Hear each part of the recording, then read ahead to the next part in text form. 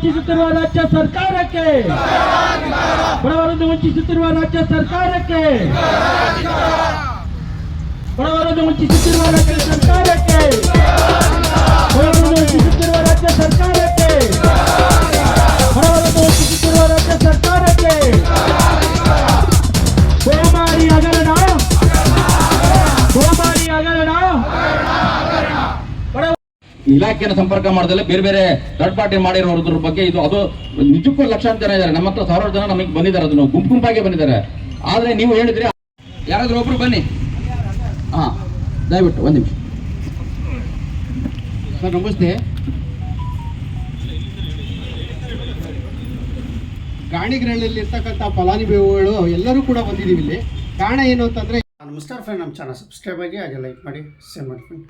1 ಲಕ್ಷ ಮುಖ್ಯಮಂತ್ರಿ ಬಹುಮಾಡಿ ಕಟ್ಟಡ 1 BHK flat Rajiv Gandhi ವಸತಿ ನಿಗಮದಿಂದ ಕರೆತಿರುವಂಥ ರಾಜ್ಯ ಸರ್ಕಾರ ಏನು 1 BHK ಫ್ಲಾಟ್ ಫಲಾನುಭವಿಗಳು ಇವತ್ತು ರೋಸ್ ಎದ್ದುಬಿಟ್ಟು ಫ್ರೀಡಮ್ ಪಾರ್ಕ್ ಹತ್ರ ಪ್ರತಿಭಟನೆ ಮಾಡ್ತಾಯಿದ್ದಾರೆ ಫ್ರೆಂಡ್. ಅಲ್ಲಿ ನಾನು ಸಹ ವಿಸಿಟ್ ಮಾಡಿದೆ ಪ್ರತಿಭಟನೆಗೆ ಫ್ರೀಡಮ್ ಪಾರ್ಕ್ ಹತ್ರ ಫ್ರೆಂಡ್. ಅಲ್ಲಿ ಏನಪ್ಪ ಅಂತಂದರೆ, ಏನು 1 BHK ಫ್ಲ್ಯಾಟ್ ಫಲಾನುಭವಿಗಳು ಏನಿದ್ದಾರೋ ಅವರೆಲ್ಲ ಸಹ ಗಾಣಿಗಳಿಯರು ಅತಿ ಹೆಚ್ಚು ಜನ ಬಂದಿದ್ದರು ಫ್ರೆಂಡ್. ಅವರಿಗೆ ನೋಟಿಸ್ ಕೊಟ್ಟಿದ್ದಾರೆ, ಮನೆ ರೆಡಿಯಾಗಿಲ್ಲ, ಈಗ EMI ಕಟ್ಟಿ 1 ವರ್ಷ ಆದರೂ ಅದು ರೆಡಿಯಾಗಕ್ಕೆ ಆಗುತ್ತೆ, ಮನೆ ಬಾಡಿಗೆ EMI ಕಟ್ಟೋಕ್ಕಾಗಲ್ಲ, ನೀವು ಕೊಟ್ಟಿರುವಂತಹ ನೋಟಿಸ್ ಡಿಮ್ಯಾಂಡ್ ಲೆಟ್ರು ವಾಪಸ್ ತಗೊಬೇಕು ಅನ್ನೋದು ಇವರು ಆರ್ಡ್ರ. ಮನೆ ಫಿನಿಶಿಂಗ್ ಆದ ನಂತರ ನಮಗೆ ನೋಟಿಸ್ ಲೋನ್ ಮಾಡಿಸ್ಬಿಡಿ, ಲೋನ್ ಮಾಡಿಸಿದ ನಂತರ ನಮಗೆ ಮನೆಗೆ ಹೋಗ್ತೀವಿ ಅಂತ ಇವರು ಗಾಣಿಗರಲ್ಲಿ ವಾದ.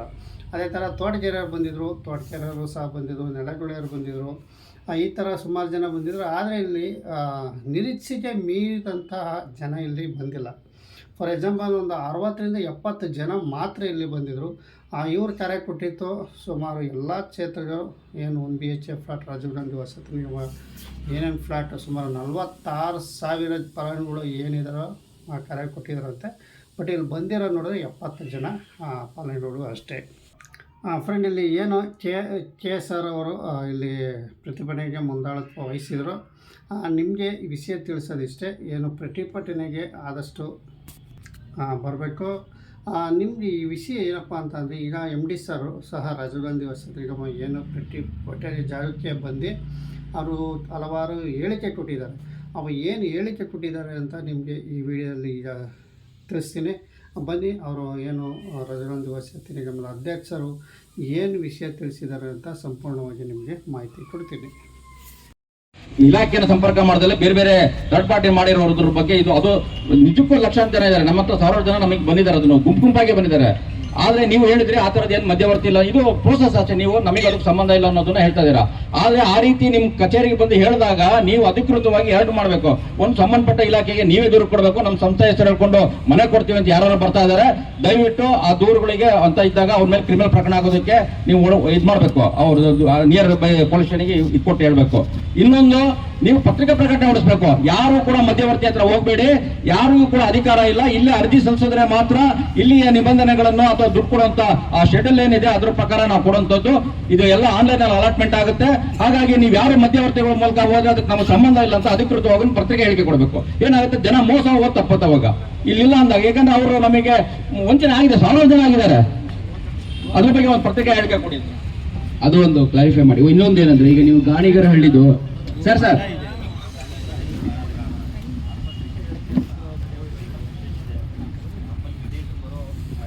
ಕಡಿಮೆ ಯಾಕಂದ್ರೆ ನಾವೆಲ್ಲನೂ ಆನ್ಲೈನ್ ಮಾಡೋದು, ಮ್ಯಾನುವಲಿ ಯಾವುದು ಮಾಡೋದಿಲ್ಲ. ನಿಮ್ಮ ಇಲಾಖೆ ಸಿಸ್ಟಮ್ ಹೇಳ್ತಾ ಇದ್ದೀರಾ, ಸಾರ್ವಜನಿಕರಿಗೆ ಹೇಗೆ ಆಗ್ತಾ ಇದೆ ಅದನ್ನ ಅವರು ಅವ್ರು ಯಾರು ವಿದ್ವಾಂತರಲ್ಲ, ಪತ್ರಿಕೆ ಹೇಳಿಕೆ ನೋಡಿರಲ್ಲ, ನಿಮ್ ಸ್ಟೇಟ್ಮೆಂಟ್ ಗೊತ್ತಿರಲ್ಲ, ಯಾರೋ ಮನೆ ಕೊಡ್ತೀರಿ ಅಂತ ಹೋಗ್ಬಿಡ್ತಾರೆ.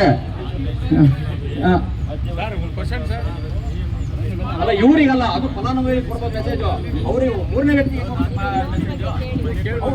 ಸರ್. ಈಗ ಇಲ್ಲಿ ಅಲ್ಲ, ಇಲ್ಲಿಯವರೆಗೆ ಒಂದು ಮೇಜರ್ ಪ್ರಶ್ನೆ ಇರೋದು, ಗಾಣಿಗರಹಳ್ಳಿದು ನೀವು ಯಾವಾಗ ಕಂಪ್ಲೀಟ್ ಮಾಡ್ತೀರಾ? ಹೌದು ಸರ್. ಈಗ ನೀವು 3 ತಿಂಗಳೊಳಗೆ ಪ್ರಯತ್ನ ಅಂತ ಹೇಳಿದ್ರಿ.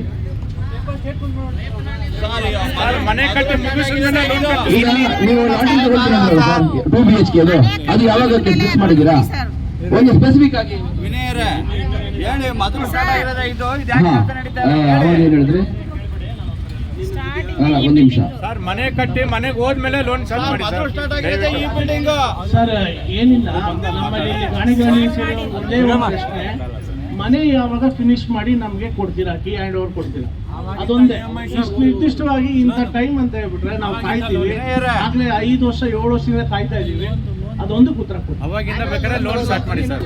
ಕೊನೆಯದಾಗಿ, ಈಗ ಎಲ್ಲ ರಿಯಲ್ ಎಸ್ಟೇಟ್ ಪ್ರಾಜೆಕ್ಟ್ಗಳು ರೇರಾ ಅಂಡರ್ ಬರುತ್ತೆ ಅಲ್ವಾ ಸರ್?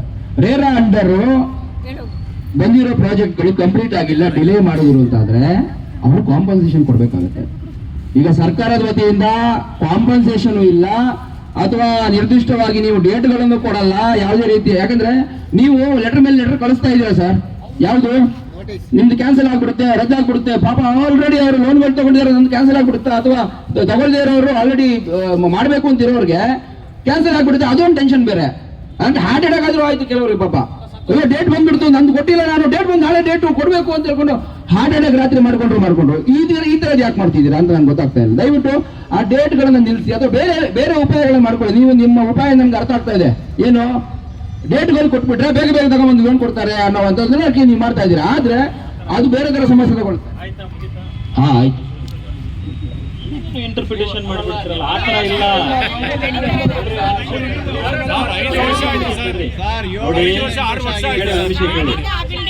ಹೌದು, 3 ರಿಂದ 4 ವರ್ಷ ಅರ್ಜಿ ಸಲ್ಲಿಸಿ ವೇಟ್ ಮಾಡ್ತಾ ಇದ್ದೀರಿ. ನೋಡಿ, ಸುಮಾರು ವರ್ಷಗಳಿಂದ ಅರ್ಜಿ ಸಲ್ಲಿಸಿ ವೇಟ್ ಮಾಡ್ತಾ ಇದ್ದೀರಿ. ನಿಮ್ ಕಷ್ಟ ನಮ್ಗೆ ಅರ್ಥ ಆಗುತ್ತೆ. ಅದಕ್ಕೆ ಸಂಬಂಧಪಟ್ಟಂಗೆ ಸುಮಾರು ಜನರಿಗೆ ಮೆಸೇಜು ಬಂದಿದೆ. ನಾವು ಪ್ರಾಜೆಕ್ಟ್ಗಳನ್ನ ಏನು ಮಾಡ್ತಾ ಇದ್ದೀವಿ, 64 ಪ್ಲೇಸಲ್ಲಿ ಪ್ರಾಜೆಕ್ಟ್ ಮಾಡ್ತಾ ಇದ್ದೀವಿ. ಯಾವ ಪ್ರಾಜೆಕ್ಟ್ ಕಂಪ್ಲೀಟ್ ಆಗಿದೆ ಅಲ್ಲಿ, ಫಾರ್ ಎಕ್ಸಾಂಪಲ್ ಒಂದು ಯಾವುದೋ ಬೀದರಲ್ಲಿ ಒಂದು ಅಪ್ಲಿಕೇಶನ್ ಹಾಕಿದ್ದಾರೆ ಅಂತ ಅನ್ಕೊಳ್ಳಿ, ಬಿ ಬ್ಲಾಕ್ ಇವತ್ತು ನಂದು ರೆಡಿ ಇಲ್ಲ. ಅವಾಗ ನಾನು ಏನು ಮಾಡಿದ್ದೀನಿ, ನೀವು ಕೊಟ್ಟಂಥ ಅಪ್ಲಿಕೇಶನು ಡೇಟು ಟೈಮನ್ನು ಇಟ್ಟುಕೊಂಡು ಒಂದು ಸೀನಿಯಾರಿಟಿ ಲಿಸ್ಟ್ ಮಾಡಿದ್ದೀನಿ. ಅರ್ಥ ಆಗ್ತಾ ಇದೆಯಾ? ಸೀನಿಯಾರಿಟಿ ಲಿಸ್ಟ್ ಮಾಡಿ ನಿಮ್ಗೊಂದು ಮೆಸೇಜ್ ಹಾಕಿದ್ದೀನಿ ನಾನು. ಏನಂತ, ನೀವು ಸೀನಿಯಾರಿಟಿ ಲಿಸ್ಟಲ್ಲಿ ಈ ಲಿಸ್ಟಲ್ಲಿ ಇದ್ದೀರಿ, ಬಟ್ ನೀವು ಬೀದರಳ್ಳಿಗೆ ಅಪ್ಲಿಕೇಶನ್ ಹಾಕಿದ್ರಿ. ಬೀದರಳ್ಳಿ ನಮ್ಮ ಪ್ರಾಜೆಕ್ಟ್ ಕಂಪ್ಲೀಟ್ ಆಗಿಲ್ಲ, ಎ ಬ್ಲಾಕ್ ಮಾತ್ರ ಕಂಪ್ಲೀಟ್ ಆಗಿದೆ, ನೆಕ್ಸ್ಟ್ ಬ್ಲಾಕ್ಗಳು ಕಂಪ್ಲೀಟ್ ಆಗಿಲ್ಲ. ಬೇರೆ ಲೊಕೇಶನಲ್ಲಿ ನಮ್ಮದು ಪ್ರಾಜೆಕ್ಟ್ ಕಂಪ್ಲೀಟ್ ಆಗಿದೆ.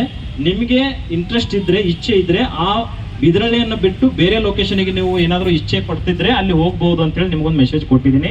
3 ದಿನ ಟೈಮ್ ಕೊಟ್ಟಿದ್ದೀನಿ. ಅದಾದ್ಮೇಲೆ ದುಡ್ಡು ಕಟ್ಟಲಿಕ್ಕೂ ಅವಕಾಶ ಕೊಟ್ಟಿದ್ದೀವಿ.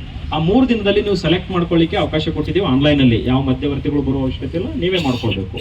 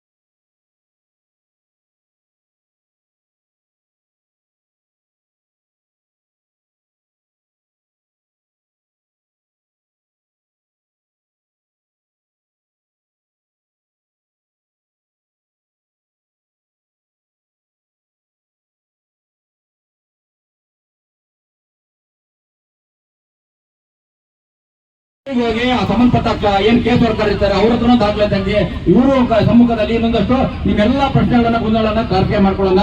ಕೆಆರ್ಎಸ್ ಪಕ್ಷದವರು ನಿಮ್ ಜೊತೆ ಇರ್ತೀವಿ. ಸೊ ಹಾಗಾಗಿ ಈಗ ಇಲ್ಲಿಗೆ ಮುಕ್ತಾಯ ಮಾಡೋಣ. ನೀವೇನು ಹೇಳಿದ್ರೆ ಅಂತಿಮವಾಗಿ ಒಂದು ಹೇಳಿ. ನ್ಯಾಷನಲ್ ಬ್ಯಾಂಕ್ ಈ ಲಾಟ್ರಿ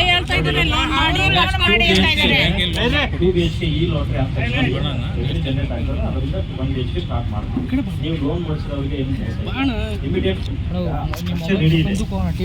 ಇಂಟೀರಿಯರ್ ಮಾಡಬೇಕು. ನಾನು ಲಾಸ್ಟ್ ಟೈಮ್ ನೀವು ಬಂದಾಗ ಹೇಳಿದ್ದೀನಿ, ಇಮಿಡಿಯೇಟ್ ಅದನ್ನು ಇಂಟೀರಿಯರ್ ಮಾಡಿಸ್ಕೊಡ್ತೀನಿ ಅಂತ ಹೇಳಿ. ಒಳ್ಳೆ ಲೊಕೇಶನ್ ಇದೆ, ನೀವು ಮಾಡಿ ಸಹಕಾರ ಮಾಡಿ, ಖಂಡಿತ ಬೇಗ ಮಾಡಿ ಕೊಟ್ಬಿಡ್ತೀನಿ.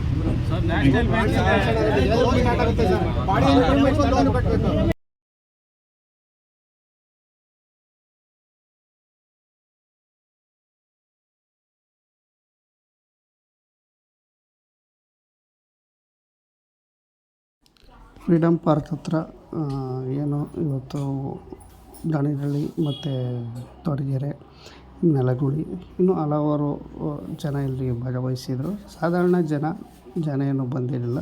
ಫ್ರೆಂಡ್ ಇಲ್ಲಿ ಏನಪ್ಪ ಅಂತ ಅಂದರೆ MD ಸರ್ ಇನ್ನೂ ಮಾತಾಡೋ ವಿಡಿಯೋ ಇದೆ, ಒಂದು 20 ನಿಮಿಷ ಫುಲ್ಲು ಡೀಟೇಲ್ಸ್ ವಿಡಿಯೋ ಇದೆ. ಅದ್ರ ಬಗ್ಗೆ ನಿಮಗೆ ಮಾಹಿತಿ ಕೊಡ್ತೀನಿ.